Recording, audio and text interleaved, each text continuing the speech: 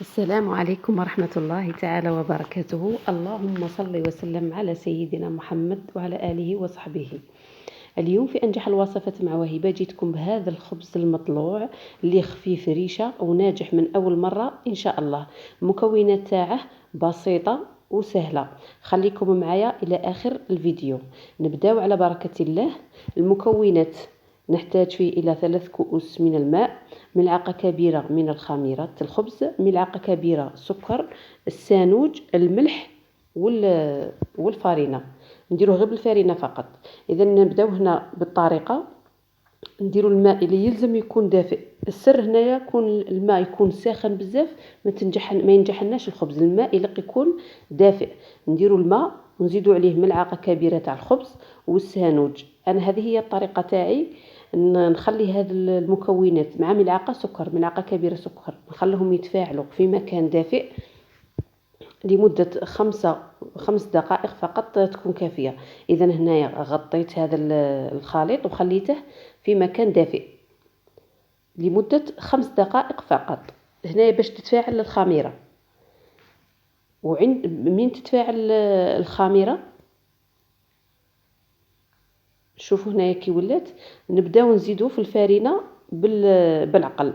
هنا حوالي 3 كؤوس تاع ماء داولي 7 كيسان تاع فارينة. هنايا ضفت كإضافة فقط شوية نخالة تاع القمح، وبديت هنايا نزيد في الفارينة. بديت بالكأس الأول وليت نزيد غير بشوية ونشوفوا في العجينة.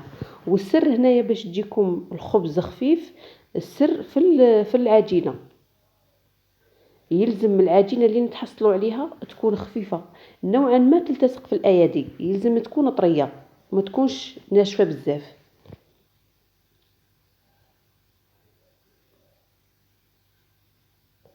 نزيدو هنايا، نقعدو نزيدو غير بشوية في الفارينة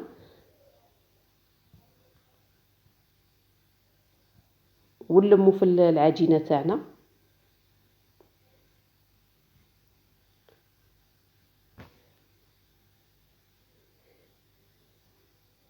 انا هنايا غادي نخليها تخمر المره الاولى، نكسروا لها هذاك التخمير تاعها، ومن بعد نزيدو نخلوها في المره الثانيه عاد نقطعوها. انا هنايا الزيت ما استخدمتش الزيت داخل في العجينه، استخدمت الزيت فقط لقطع العجينه، اي باش نقطعوا بها العجينه. هنا جبت الزيت بعد اللي خمرت المره الثانيه، بدينا نقطعوا في الكريات تاع العجينه باش نديروا خبزات. 3 كيسان تاع ما داروا لي 5 خبزات بحجم متوسط. العجينه راهي ما شاء الله. نقطعوها ونديروها في وسط السميد رقيق ونخبزوها. قبل ما نبداو الخبز تاعها نخلوها حتى تهبط شويه، عاد نخبزوها، ما نخبزوهاش تنثم.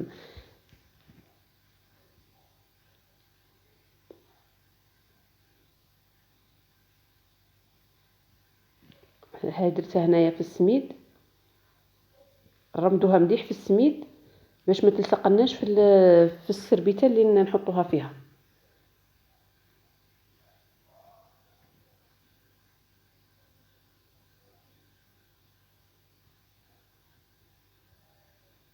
نواصلوا قطع العجينه.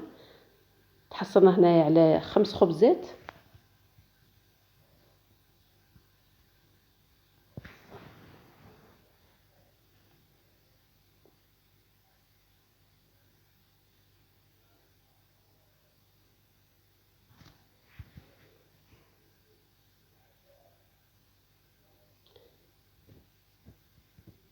هنايا درناها هنايا في فوق هذا السرابيت، ونديروها في مكان دافئ.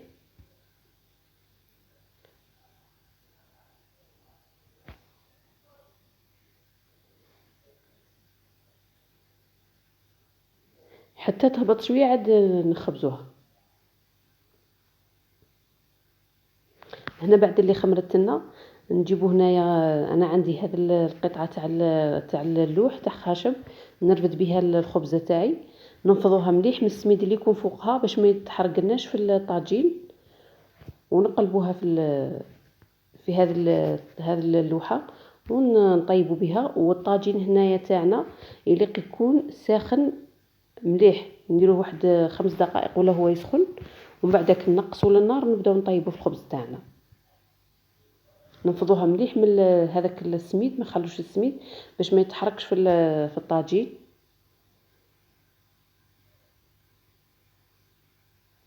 هنا بعد اللي كان الطاجين ساخن مليح، درنا الخبزه ونبداو نقلبوا فيها، وتجي خبز يعني ما شاء الله. شوفوا النتيجه، خبز طري وخفيف.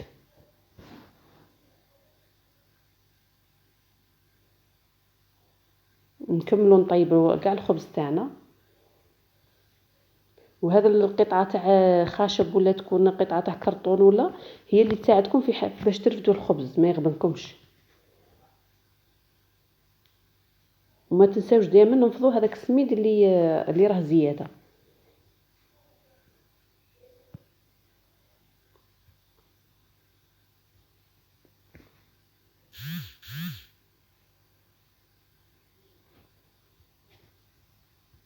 نتحصلوا على خبز يعني ما شاء الله. اذا اعجبكم الفيديو ما تنساوش لايك واشتراك في القناه من فضلكم.